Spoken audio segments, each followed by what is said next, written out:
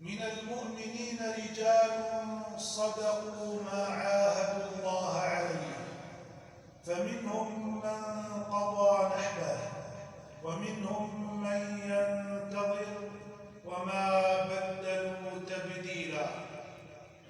ويقول سبحانه: من المؤمنين رجال في بيوت أذن الله أن ترفع ويذكر فيها اسمه يسبح له فيها بالغدو والآصال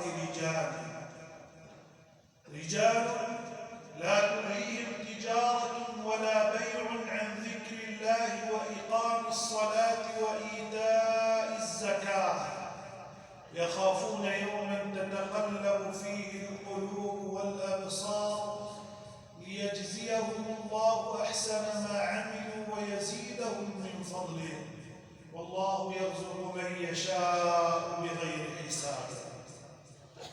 أيها السادة المؤمنون،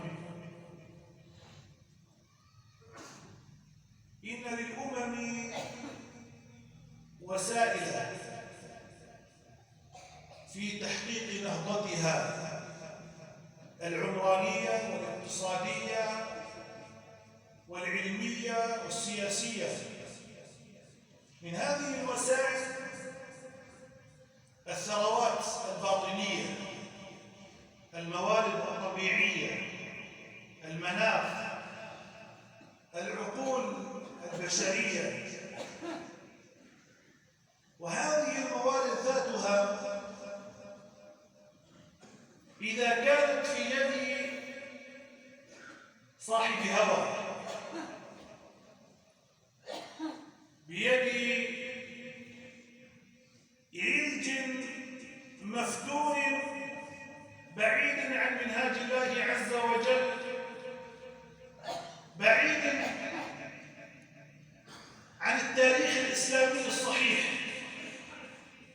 فإن هذه الموارد تتحول إلى مصدر قلق واضطراب على الأمة. تتحول الثروات إلى مصادر إمداد لأعداء الإسلام، وتتحول العقول البشرية إلى مادة يخوف بها الناس عندما يوضعون في السجون إلى عشرات السنين. من هنا نفهم أيها الإخوة أن محور المعادلة في استخدام الوسائل الطبيعية والموارد والثروات الموجودة في أي أمة، وفي أمة الإسلام على وجه الخصوص، محور النجاح والفشل فيها هو الرجل الصالح،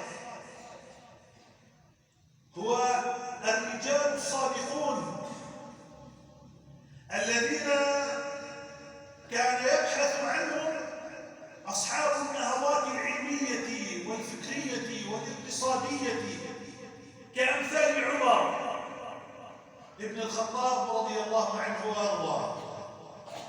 عمر مرة اجتمع مع بعض أصحابه وسألهم عن أمنياتهم، قال: تمنوا علي.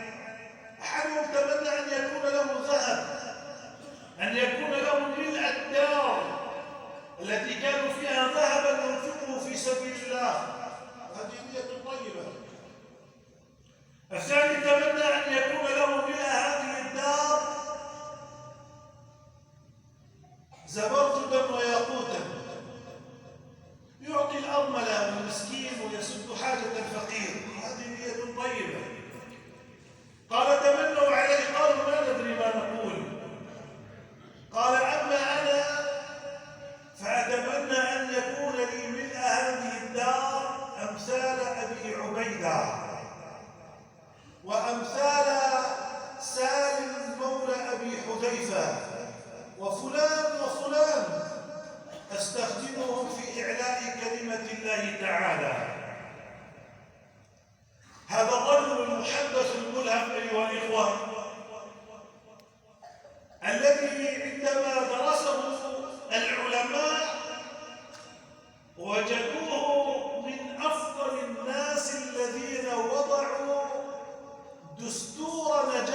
يوما عرف عمر بن الخطاب أن محور النجاح الأساسي أن يصنع في الأمة ذلك الرجل الذي يهتم بقضايا الأمة ويسعى في نهضة الأمة ولا يقدم أهواءه وشهواته على مصالح الناس، ليس صاحب هوى وليس محبا للكرسي والمنصب بحيث يكون الكرسي والمنصب أهم بكثير من موارد الأمة ومقدرات الأمة، مستعد على أن يبيع الدولة كلها في سبيل أن يبقى على كرسيه جالسا من أجل أن يكون أداة في يد أعداء الإسلام. الرجل الصالح وصالح الرجال الصالحين في المساجد والمدارس هم محور نجاح الأمة. لذلك لو نظرنا في كتاب الله عز وجل سنجد أن الباري سبحانه لما ذكر الرجال ذكرهم في معرض المدح، ولما ذكر الذكور ذكرهم في معرض بيان الجنس أمام الإناث، أو يزوجهم ذكرانا وإناثا ويجعل من يشاء عقيما. يوصيكم الله في أولادكم للذكر مثل حظ الأنثيين، لا مدح فيها، إنما هو تبيان وتوضيح. لكن لما ذكر الرجولة التي عزت اليوم والتي صارت نادرة، الرجولة بمعناها الحقيقي، لكن الذكور كثر يثقلون الأرض من كثرتهم ثم لا يغنون في أمر جلل، لكن الرجال قليلون. الرجال الذين وصفهم الله عز وجل في كتابه من المؤمنين رجال صدقوا ما عاهدوا الله عليه، صادقون في عهدهم مع الله سبحانه وتعالى. الرجال الذين يتحركون ويخطرون ويغارون على هذا الدين العظيم، يغارون على هذه الأمة، يهتمون يقلقون، يجافيهم النوم إذا ما وقفت الأمة في عرضها ودينها وشرفها. وجاء رجل من أقصى المدينة يسعى قال يا موسى إن القوم يأتمرون بك ليقتلوك فاخرج إني لك من الناصحين. حركته غيرة ورجولة. وجاء من أقصى المدينة رجل يسعى قال يا قوم اتبعوا المرسلين. وقال رجل مؤمن من آل فرعون يكتم إيمانا أتقتلون رجلا أن يقول ربي الله وقد جاءكم بالبينات من ربكم؟ رجل هذا يفعله الرجال عندما يرون الأمة يراد لها أن يسوق الشواذ بين شبابها ونسائها، يغارون ويغضبون ويتحركون ويكتبون ويحاورون ويعلمون، لأن فيهم صفة الرجال يحبون الطهارة. فيه رجال يحبون أن يتطهروا. الطهارة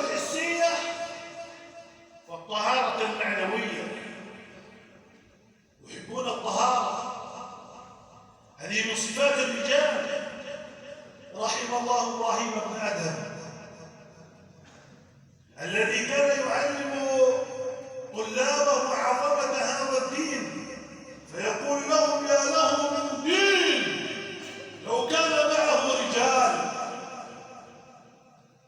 لما أراد بوتقيبة رئيس الجزائر أن يتلاعب بدين الناس بحجة أنه يريد تنمية اقتصادية في البلد،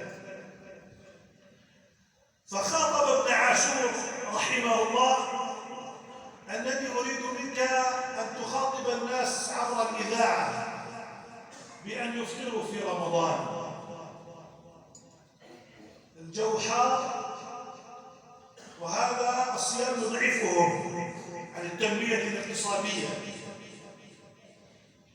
فلما خرج بوتقيبة قرأ نصوص القرآن الكريم وهدي النبي صلى الله عليه وسلم التي تثبت فرضية الصيام، وقال لمن كان قد حضر: صدق الله عز وجل وكذب بوتقيبة.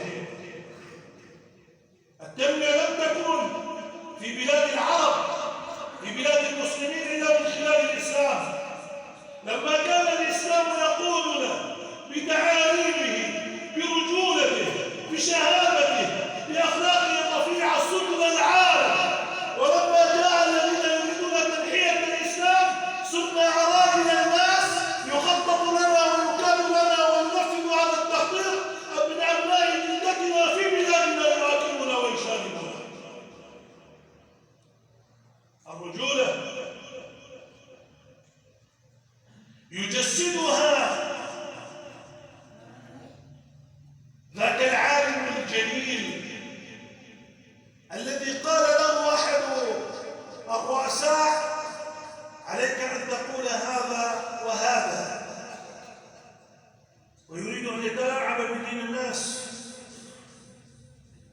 فقال له: لن أفعل.